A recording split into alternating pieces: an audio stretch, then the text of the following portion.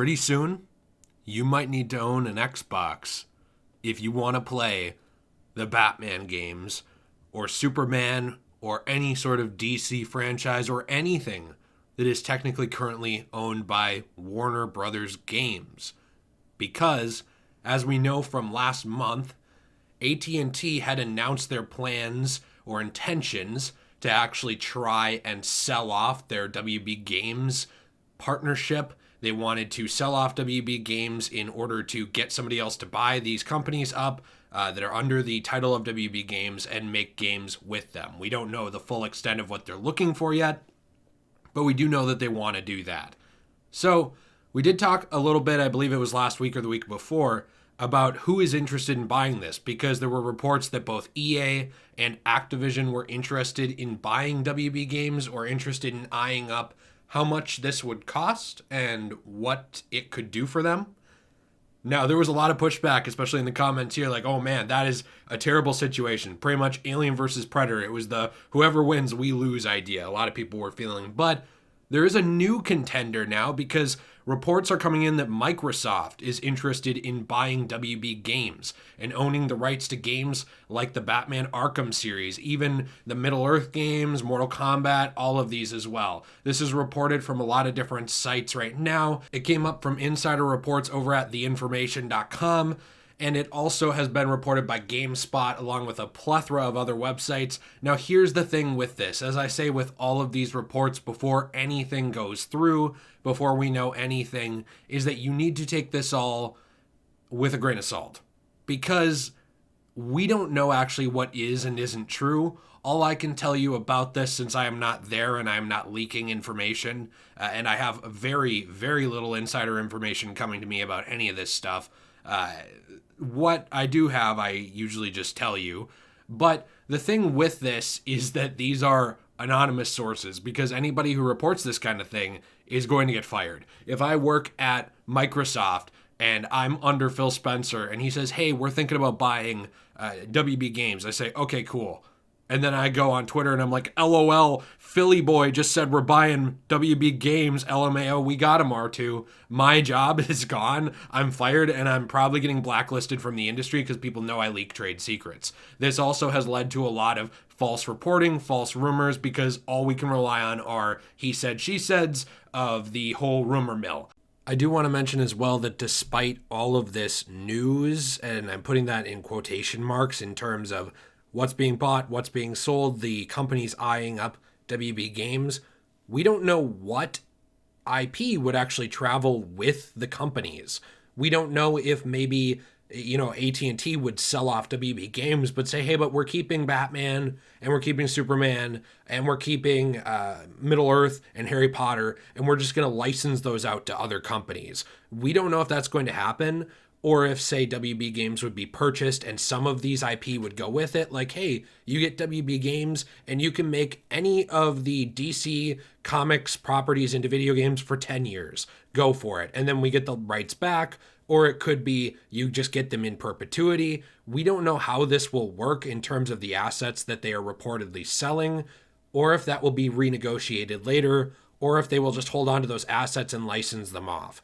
Now, with how big the price tag reportedly is, eyeing up above $4 billion, it's hard for me personally, not a business analyst, so take that into account, to imagine this not including at least some intellectual property, meaning it could include Batman or other things like this, but we don't know, and we would need to wait and see a full breakdown of that after a business deal goes through. But I do think it's important to make sure that that is known, that even if WB Games is sold, that is not just 100% guarantee that you are not going to see Batman on both consoles, or that you are not going to see Harry Potter or whatever on both consoles. It really just depends, I think, what we see this actual deal break down to. I do want to talk for just a couple minutes about what this could mean, because the thing is, if you don't have a PC or an Xbox, it will be the Series X or the Xbox One X, because they are supposedly doing backwards compatibility into the last generation with some of their games for a while. So the early games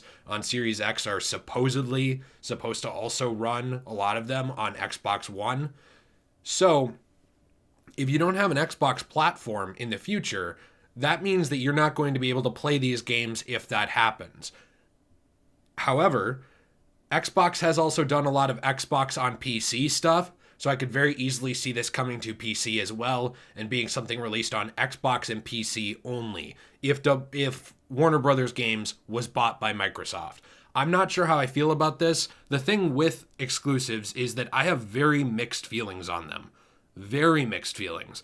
Because I don't like things that limit the amount of people who can access them. But the other side of this is the fact that exclusives have also in the past, especially with the PlayStation 2 and original Xbox, PS3, and Xbox 360 generation, they really pushed competition of these consoles to try and be better than the other one. We didn't really see that as much this last generation. You might love your PlayStation 4. It is a great console. But they didn't have any need to really push to be better than Xbox One because Xbox One had very few exclusives on it.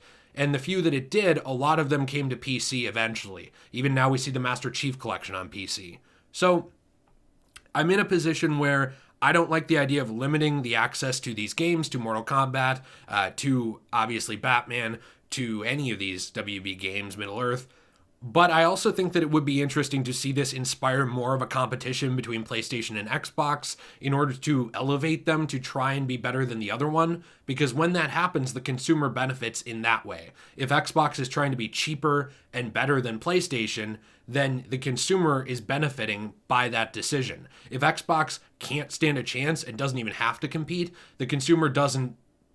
There's no point. The consumer's not benefiting at all. So it's a give and take. The consumer would get hurt in the sense of if you're a PlayStation hardcore person who either can't afford or doesn't want an Xbox Series X or any Xbox console or a PC, yes, you would not be able to access this game. However, that already happened with Spider-Man, and for some reason nobody complains about it. I think it's because the majority of people are on PlayStation 4, so they're happy with the exclusive when it's in their favor, but would be very upset when it's not. So for me, I have access to these platforms, and I'm fine with it. For other people who don't have access to all of them, I completely understand why it would be disheartening. But if you are someone who is a hardcore PlayStation fan who's okay with Spider-Man being there as an exclusive, I would say you might want to think a little bit about why you're not okay with this going to Xbox. I do think that it would be nice for Xbox to have more exclusives, to be able to push PlayStation a little harder so that we can see these companies compete against each other and make each other better instead of just slacking off and saying, hey, I own the market, I don't have to do much. Because I feel like this whole last generation has been that. Xbox has not tried to compete with PlayStation because they started off at a terrible disadvantage and just seemed like they just didn't try after that to actually compete. And PlayStation itself has had no need to compete with Xbox because they were so far ahead. So there was just nothing pushing the companies, in my opinion. I'm interested to see what happens here. I still believe this is a more favorable outcome than Activision or EA because even if it's exclusive to a platform, it's probably not going to be nickeled and dimed as much, but I don't know. I'm interested to hear your thoughts below. Let me know what you're thinking about this idea. Who do you want to buy WB Games? What are your thoughts on this? Be sure to check out the description. As always, we've got the link to the new Let's Play channel, Patreon, where you can help support the channel, Twitter, Instagram, Reddit, all the social medias are down there, and I'll see you in the next one. Have a fantastic day, and stay shway.